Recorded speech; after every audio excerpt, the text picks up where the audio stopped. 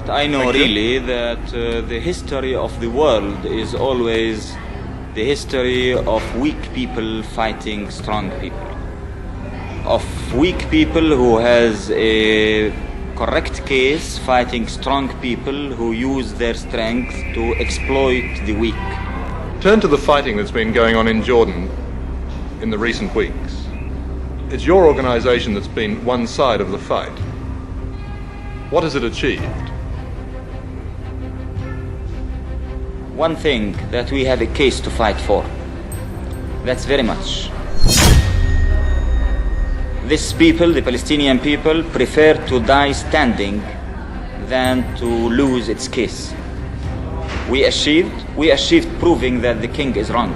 We achieved proving that this nation is going to continue fighting till victory. We achieved that our people could never be defeated. We achieved teaching every single person in this world that we are a small, brave nation who are going to fight to the last drop of blood to put justice for ourselves after the world failed in giving it to us. This is what we achieved.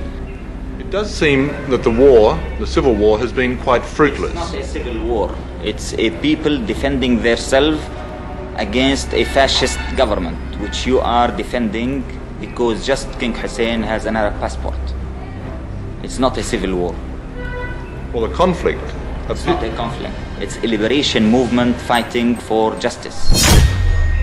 Well, whatever it might be best called... It's not whatever, because this is where the problems start. Because this is what makes you ask you all your questions. This is exactly where the problems start. This is a people who is discriminated, is fighting for his rights. This is the story. If you will say it's a civil war, then your questions will be justified. If you will say it's a conflict, then of course it's a surprise to know what's happening. Why won't your organization engage in peace talks with the Israelis? You don't mean exactly peace talks, you mean capitulation, surrendering. Why not just talk? Talk to whom? Talk to the Israeli leaders. That's kind of conversation between the sword and the neck, you mean? Well, if there were no swords and no guns in the room, you could still talk.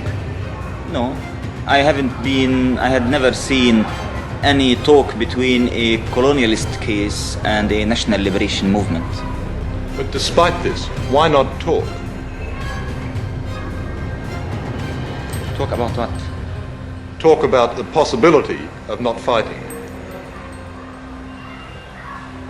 Not fighting for what? Not fighting at all, no matter what for.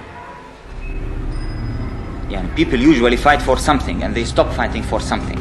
So you can't tell me even why should we speak about what? Well, stop fighting. For what? Or talk about stop fighting, why? Talk to stop fighting, to stop the death and the misery, the destruction, the pain. The misery and the destruction and the pain and the death of whom? Of Palestinians, of Israelis, of Arabs. Of the Palestinian people who are uprooted, thrown in the camps, living in starvation, killed for 20 years, and forbidden to use even the name Palestinians. They're better that way than dead, though. Maybe to you, but to us, it's not. To us, to liberate our country, to have dignity, to have respect, to have our mere human rights, is something as essential as life itself.